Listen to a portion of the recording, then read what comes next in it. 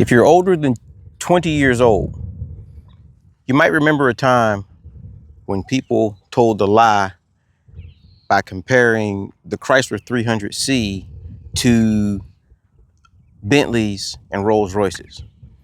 Some people even went far enough to graft onto the front of 300Cs fake Rolls Royce Phantom grills so they could have the illusion of driving a Phantom. This is kind of like that.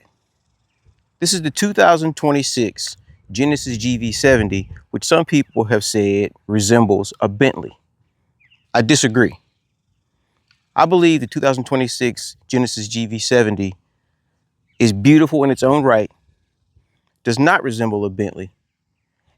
And in this high-end subdivision in Justin, Texas, where I am, it absolutely deserves to be here along with any other high-end luxury car. And that's what we're going to talk about today. Hey everybody, it's that retired dude. I've driven almost 300 miles to Justin, Texas to this high-end subdivision, and they're popping up everywhere out here like freshly watered grass. I've come this far to review this 2026 Genesis GV70 to talk about, as I said, does it deserve to be in a high-end subdivision? Let's talk about that. Let's start here with the remote. This has two remotes, a black one and a white one, which they call the husband and wife remote. And it's very light. And it has the usual 4 buttons on the side. They're on the side, not the front. You have your hold button for your alarm in case you get lost in the parking lot, or you need, or your panic button, as they call it. The hold button for opening your back hatch, which we'll just talk about that later. And then you have your press button for your lock and unlock of the doors. Pretty simple there. So the front end design, I think, is very tasteful. I really like it. It has the Genesis signature 2-level headlight, driving light system here, headlights, daytime running lights. Your turn signals and 4-way hazard lights are right there. They come around to the front. And the back resembles that also, and we'll get there also. You have a grille here that has a pass-through for air. You have radar detection or parking sensors right there. Your cruise control, distance control computer is back there, or camera sensor is back there. Nice big grille. But I still don't think it resembles a Bentley. You know, you have your Genesis crest on the front, which, you know, people do say is a copy from back in the day when Bentley used to use that. But it's a very tasteful design. The hood is very sporty looking. And I do like the way they've designed this car. Obviously, a lot of people like the way they designed this car because they sell a lot of them. And very slopey design. You also have your 4-way hazard or turn signals and your mirror caps right there. And I really do think it is a very, very attractive car. I've come around to the back of the vehicle, and you see that design of the upper and lower light design does continue to the back. This is a 4-wheel drive vehicle, as you see. GV70 and Genesis, very, very prominent, so people know what you're driving. It has a windshield wiper on the back deck here, on the back window. And maybe in the future they'll move this up underneath here where it's hidden, where you can see the whole back glass. If you want to get into the back hatch area, they have a button right here that you press and hold. We'll get to that in a minute. You have reflectors on the bottom here, and you have what looks like vents, but they're just, you know, for design only. No air comes out of those or out of these here. You have your reverse lights right here on the very bottom. Cannot see the exhaust. That's a thing they do these days that I don't like. I think exhaust pipes should always show, but that's just me. I don't design cars. You have your blade up here for your navigation or whatever they put in those blades right there at the top. You can see the top where your sunroof is, which is a full sunroof, or at least panoramic. Your third brake light runs all the way across here. You can barely see it, but it is there. Very attractive design.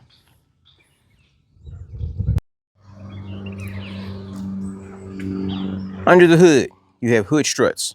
I have to point those out right away. You have hood struts, which is very, I would say, more high end than having a bar that you have to lift up and stick on something up top here.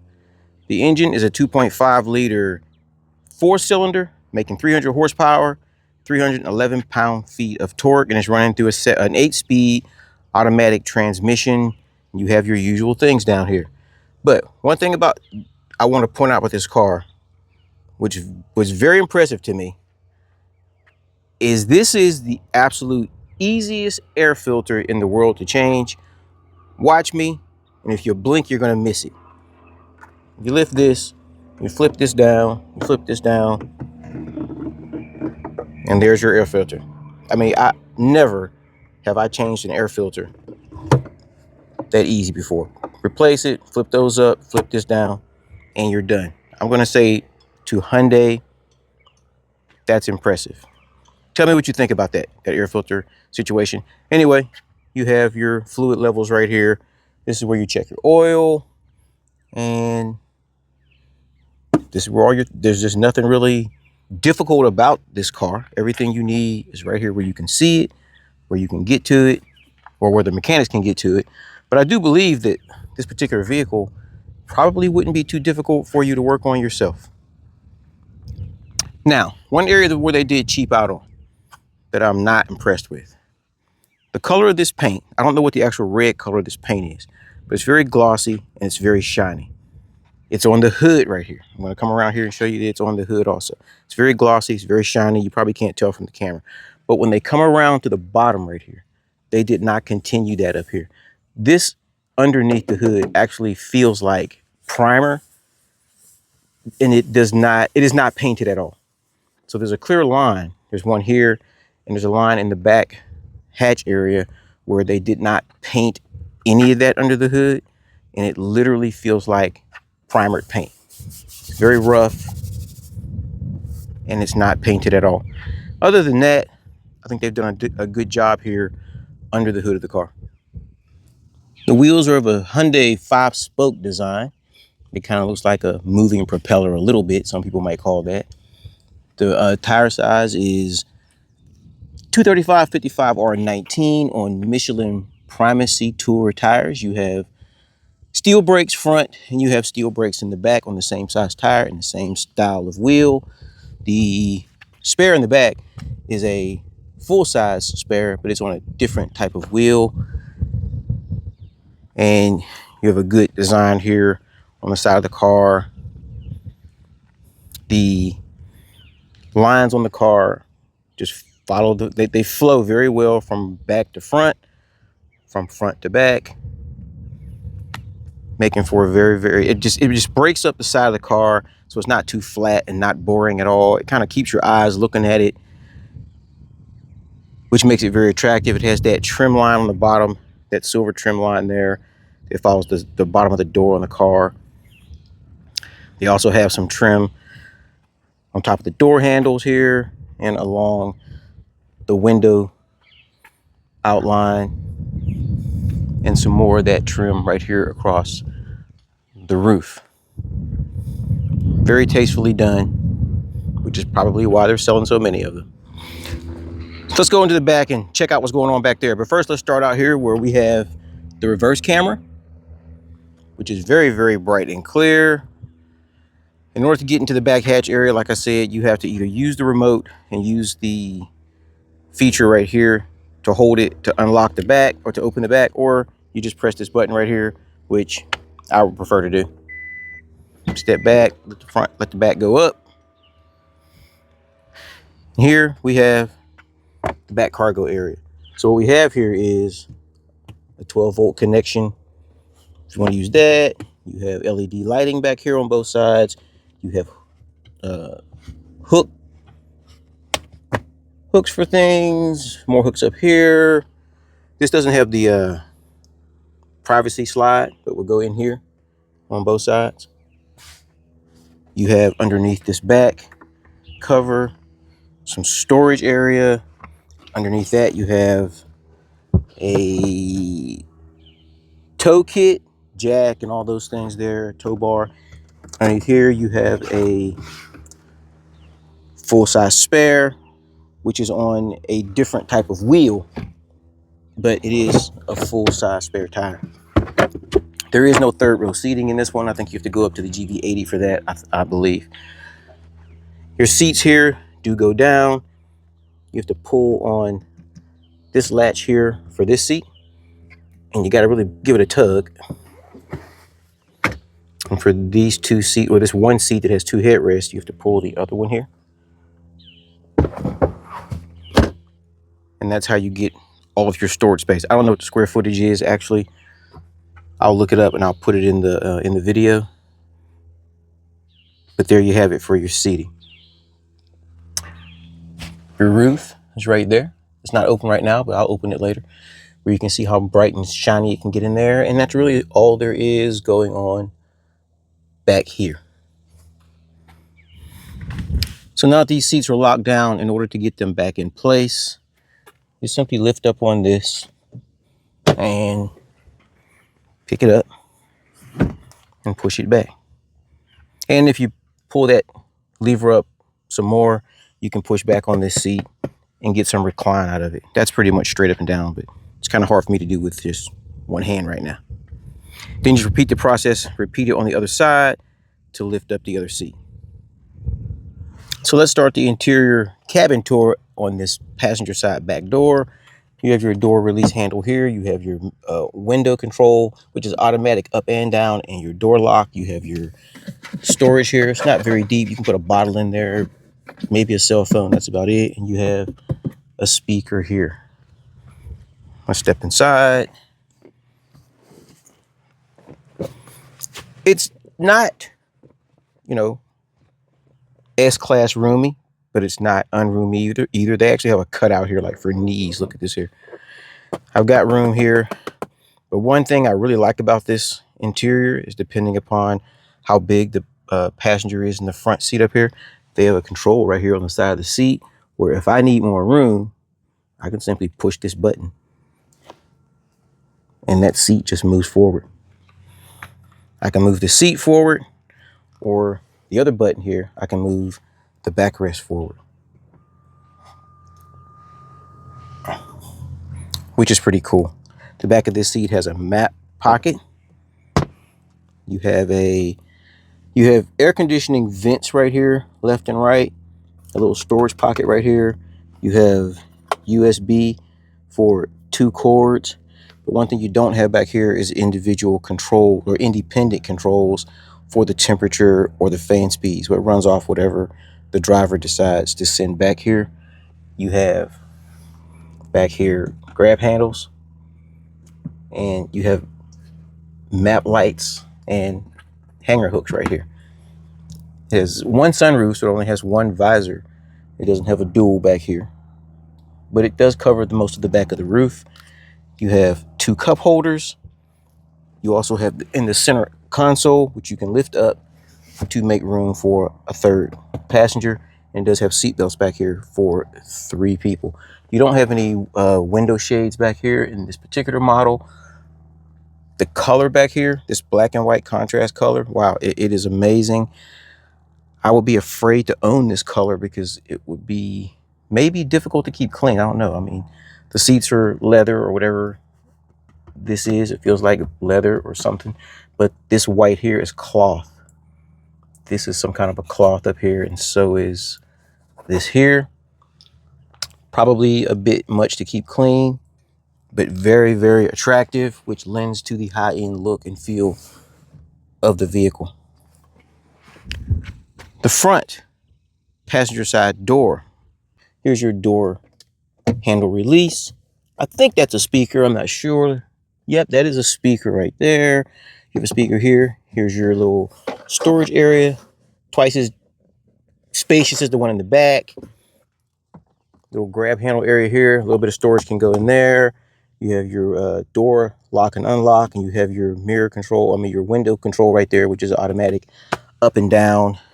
All 4 of these windows are automatic up and down. Here's your passenger seat. Your passenger seat. You have your seat control for forward, backward, up, down, and your backrest button for forward and backward on your backrest. Got to get a good position so you can see it happen. Very firm and comfortable. Much firmer on the bolsters than in the middle, the way it should be. Bolsters here to keep you in place when you're driving very, very fast in this car. And very comfortable headrests. They do go up and down. Not by power, by hand. Up and down. And there's a little button on the side to squeeze to lift them up and down. Here is your control for your air conditioning vent. Your up and down, and your left and your right. That's closed. You can feel the click when it closes. And there's that. Here's your glove box, which is a very spacious glove box. I can see how much stuff is in there. It's very, very spacious. There's no light in there that I can see. Yep, there's a light. There's a light in there also for at night. Does it? And it kind of soft falls. It doesn't just drop down on you. There's no more storage on the sides of that. But it's very good looking front passenger area. Okay, the driver's side door, which is where all the action happens. Speaker. Here are your seat controls. You have a seat control memory for 2 drivers. Little handle to close the door, a little bit of storage in there. Here's your storage pocket, which is the same as the one on the passenger side in the front. You have your child safety lock right here. You have your 4 window control switches, all 4 automatic up and down. Your door lock switch. Here's your mirror controls. Here's left and right for your mirror controls, and here's where you adjust those. And the button in the middle here is to fold the mirrors. That's all there is to that door. I like the little quarter window they have right here. Back in the day, there were cars that had a little window right here, and it would open and close manually, and air could blow in this way if you opened it out. They don't do that anymore, but they do have a little window there, and it looks pretty cool. I like that. The driver's seat, same as the passenger seat for this control here, forward and backward and up and down for the seat and the backrest. And these are your lumbar controls right here. Very nice floor mats here, which did not come with the car. This was a Father's Day gift to the owner from his wife. Thank you to James and Kristen for allowing me to review their car. And that's all you have right here. Let's get inside, turn it on, and see what's going on inside of the GV70. Nice solid close to the door.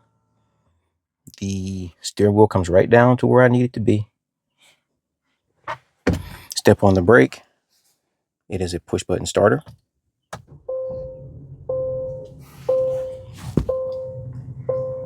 Let it go through its little motions. The screen is extremely clear. Hope you can really see that. Let me turn this fan down. I don't want to burn up. I don't want the fan to overwhelm the video. The engine is very smooth. This car is not shaking or doing any kind of weird things. It feels high end in here. The steering wheel. I'm gonna tell you, I drive a 911, and I wish that steering wheel was as nice as this. It's not. This is a very nice steering wheel. It has a very firm feel to it. It's nice and thick. There's a spot here for your thumbs. It has paddle shifters, up and down shifting. Has a little thumb wheel here for your volume. There's a volume off and on button right there. It has a swipe right here where you can, just like in the Mercedes-Benz cars, you can swipe your screens. If you push it, you see the screen in front of me. But right up here, it's going to show you where when I push it, it turns the scroll off, so you can't scroll. If I turn it on, I can now scroll through menus, which is pretty cool. And I like the fact that because you don't want to accidentally hit that, you can turn that off. And then you don't have to worry about scrolling accidentally. That's pretty cool. I like that. Here's your favorites button, your telephone button, and there's your menu scroll button through a button without going through the scroll screen.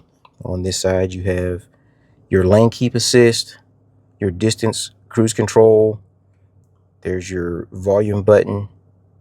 No, is that your volume button? Yeah, that's not your volume button. That's your distance control. You can up and down increase or decrease the distance between the car in front of you. There's your speed limiter control. I'm not gonna lie, I don't know what that button there is. I'm not gonna sit here and pretend like I do know. Here is the headlight control. Here you have your auto off and on. Keep it in auto. Your turn signal button is there also.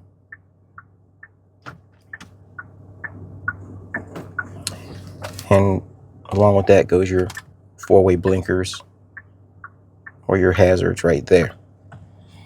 On this side, you have the button to push. Let the focus get in there. Come on, focus. There you go. To open the back hatch, stability control, descent control on hills, and here is the button to control the lighting on your dashboard for nighttime or daytime. This is the emergency park brake right here. You pull that and it locks the car down. And right down there where my foot is the hood release. I just can't reach down that far with my finger. But there's the hood release button down there. Here are the wiper controls. They're pretty standard to any wiper control. This one here on the outside is for the back wiper. I'm not going to turn that on because it's kind of dusty and dirty out here where they're building these houses and there's just dust everywhere. But here are your wiper controls and your misters and all that, and your speed control for the wipers go there. There is a little thing here that watches you to tell whether your eyes are on the road. And it does that little safety thing. Hey, get your eyes on the road or whatever. And down here on the side is the button to control the power steering wheel. And there's that. You have your park wheel. There's two wheels here. Like in the BMWs, they have like one wheel. My Mercedes has one wheel, but this has two. This has one wheel for on the brake. See if I can get it to work. Oh, I gotta turn the parking brake off. See if I can get this to work. Okay, that's off. Let's see if it'll shift now. There we go. There's drive, and there's neutral, and there's reverse. You have to double turn it for reverse. You can feel 2 clicks in there, which activates the reverse camera, which is pretty clear. It's so bright out here today that I can't really get this camera to focus against this brightness. I'm really trying to get it to work right for you. And you have guidelines on the camera for when you steer the vehicle. There's a clock up here on the screen and your speedometer, and up here it shows you what gear you're in. Put it back in park. Let me see, put it back in park, okay. And let's go over some of these controls. Right now you have your drive controllers right here. If you push this forward, I'm gonna push it, and on the screen it shows you your drive modes. You have Eco, Comfort, Sport, and then you have your personal settings if you want those. And if you push it down instead of forward, I'm gonna push it down, it changes to terrain mode, which gives you snow, mud, and sand.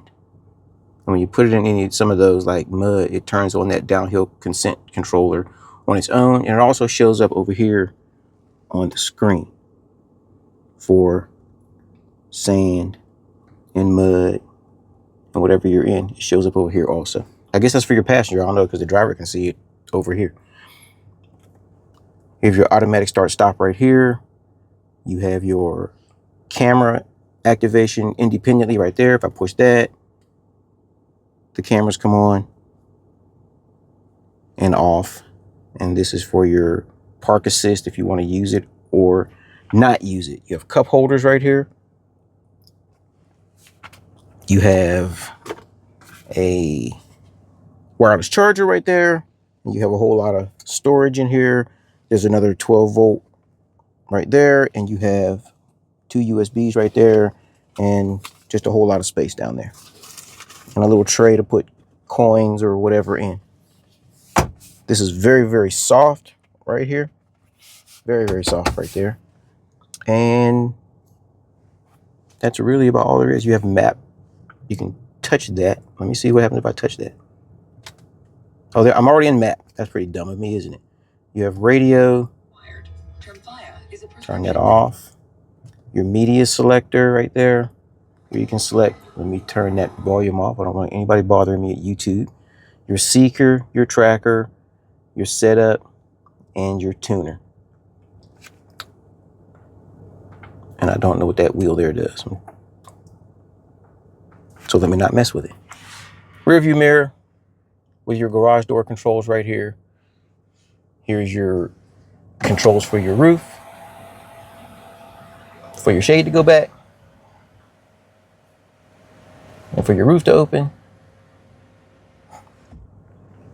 You have your light controls. This here is the button to you push, so there's light on the outside of your door when you open the door at night. There are your interior light controls. There's a eyeglass holder right there. And that's the same button to shut your roof. And your shade. And you can control that whether you want the shade open or closed, part way or all the way. Visors, where you can slide them this way, close them that way, put them back, and open them, and there is a light right there. Grab handles, like I said before, and your seat belt is adjustable for height right here. And some air conditioning controls right there for your little small window. And more vents here. There's a lot going on in this vehicle. A lot going on here, a lot going on here. Like I said, that screen is nice and long. I like that screen. I'm not really big into these tablet screens, but this one here is pretty cool. And there you have it. This interior is very light, very, very high-end looking, just as it should be. What is the price of these vehicles? These GV70s price start around 41, and they go up as high as 79 as you go through the trim levels. And so that's what you should expect to pay if you get a low-end one in the mid-40s and the high-end one. You know, you're getting up close to $80,000 for these. Let's take it for a ride.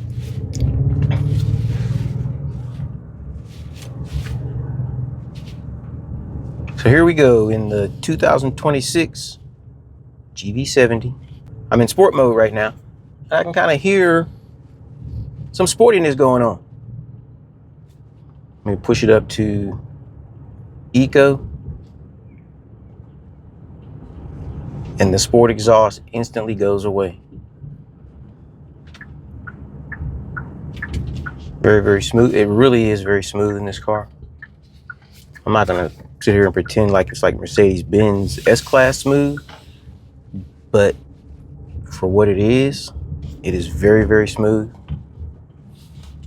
I don't think anybody buying this would be disappointed with the purchase. Pretty much these days, you have to pretty much want something really, really luxurious that costs 100,000 plus just because you just want that, not because you need it. Because this car here is definite proof that you can spend under 100,000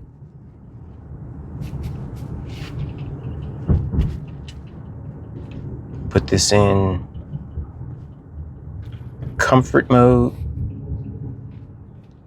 and I can feel a definite mix between the Eco and the Sport.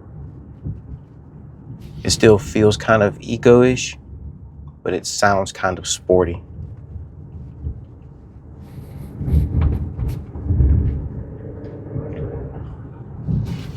The steering wheel feels amazing in my hand. Good power steering. It's very quiet in here.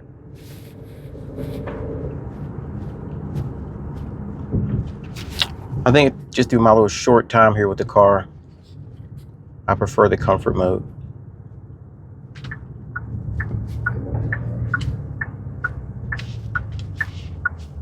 let's get down this rough road right here and see how it does.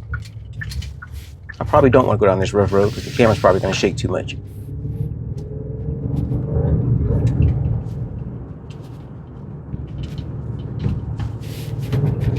Let's go back to eco for comfort. I hope my camera stabilization is working, but this road is pretty rough. I'm going to get off of it. This is definitely a vehicle that I could drive every day. I'd like to get it on the highway and see how it does, but I'm not near a highway. And it's not my vehicle.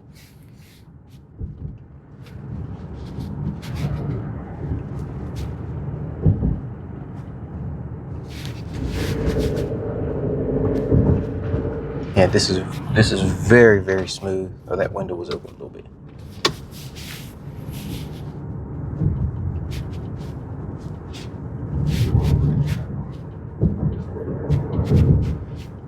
I mean, this is very quiet inside,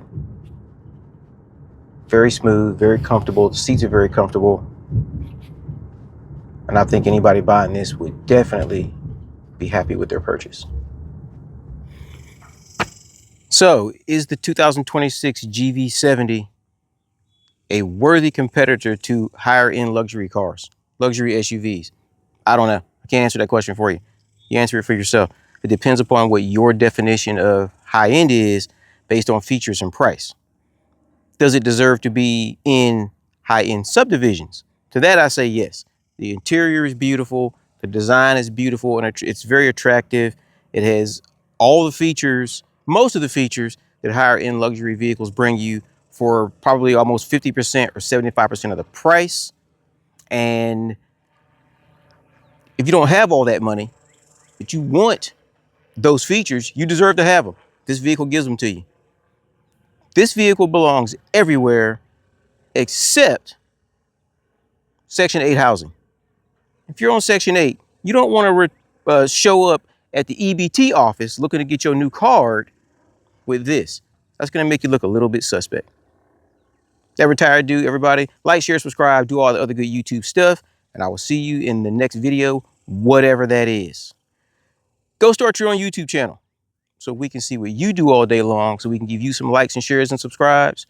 And by all means, go do something you always wanted to do, and do it before you die, so people can't go to your funeral and say, that dude always wanted to buy a GV70, but he died before he had a chance to get it. So the tires are Michelin Primacy Tour, they're called. Crap. The wheels are 5-spoke of a 5, shoot. So to put these seats back in position, you simply raise up on this, it unlocks. That's not gonna work for me. And here's your back hatch area. You have